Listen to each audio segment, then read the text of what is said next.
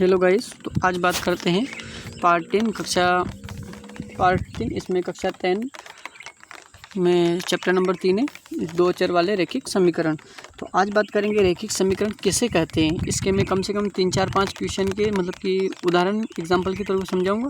तो इससे आपको रैखिक युग्मन रैखिक समीकरण किसे कहते हैं, दो चर वाले, इसके ऊपर मैंने पहले वीडियो बना दिया है। अब इस पे पढ़ूंगा मैं रैखिक समीकरण किसे कहते हैं। ठीक है, अब देखो, तो रैखिक समीकरण के ऊपर बात करते हैं अपन। तो मैं विश्वास दिलाता हूँ आपको कि आपको 100% रिजल्ट दिलाएंगे हम अपने यूट्यूब चैनल लक्ष्य कोचिंग क्लासेस यूट्यूब चैनल। अगर कोई नया स्टूडेंट है तो एक बार अपने यूट्यूब चैनल को सब्सक्राइब ज़रूर करें, क्योंकि इससे क्या होगा कि आपको डेली न्यू वीडियो की अपडेट मिलती रहेगी। और बेल आइकन घंटी वाले बेल आइकन निशान को भी क्लिक ज़रूर करें और अपने दोस्तों को कम से कम 5 दोस्तों को शेयर ज़रूर करें। चलते हैं अब रैखिक समीकरण किसे कहते हैं। तो रैखिक समीकरण के ऊपर है ना, तो देखो रैखिक समीकरण की बात करते हैं। रैखिक समीकरण, अब देखो रैखिक समीकरण, ठीक है,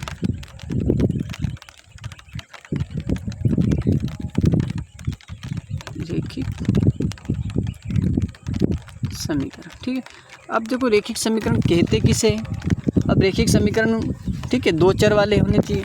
अगर मैं एक चर बना दूँ तो फिर उसमें तो काम नहीं चलेगा। जैसे मैंने ये बना दिया, ठीक है, ये बनाया, तो ये क्या है, इसमें एक चर है या दो चर वाले। तो एक चर वाले हैं या दो चर वाले, इनके बारे में बताना पड़ेगा।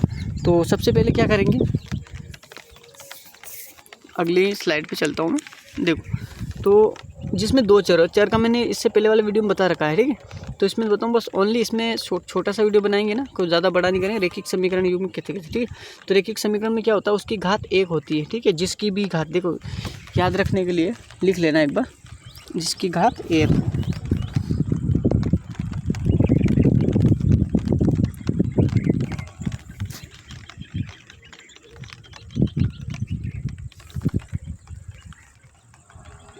जिसकी घात एक हो उसे रैखिक समीकरण कहते हैं, ठीक है। जिसकी घात एक हो उसे रैखिक समीकरण कहते हैं। जैसे कि यहाँ लिखा तो 2 की घात, ये सॉरी है ना, 2a। अब देखो इसके क्या होता है, ये ऐसे एक घात लिखा नहीं आता है, ओनली ये ऐसा आता है, ठीक है। समीकरण देता हूँ मैं, 2x + 3y - 4 = 0।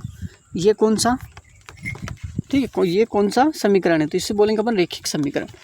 कौन सा, रैखिक समीकरण युग्म। तो अगर देखो एक और एग्जांपल दिखाता हूँ मैं इधर में, ठीक है। जैसे मैं यहाँ लिखा 2x² + 3y - या प्लस कर लो +5 = 0। ये कौन सा हो गया, द्विचर है ना। इसमें कौन सा हो जाएंगे, दो घात समीकरण, ठीक है। इसमें दो घात, त्रिघात ऐसे आते हैं ना।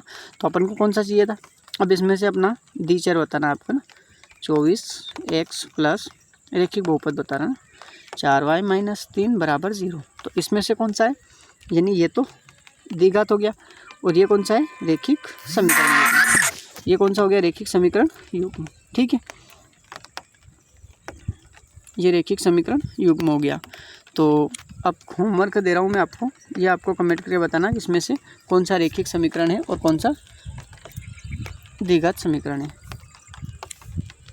2x + 5y - 5 = 0। एक तो ये है, दूसरा दे रहा हूँ मैं, ये भी होमवर्क है, ठीक है, ये भी होमवर्क है।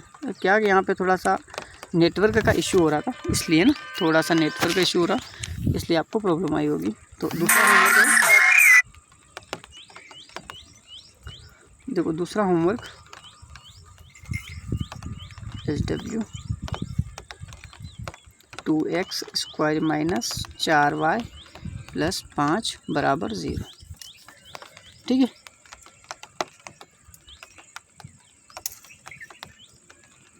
ठीक है, अब इन दोनों में से बताने के कौन सा रैखिक समीकरण है, कौन सा रैखिक समीकरण युग्म है।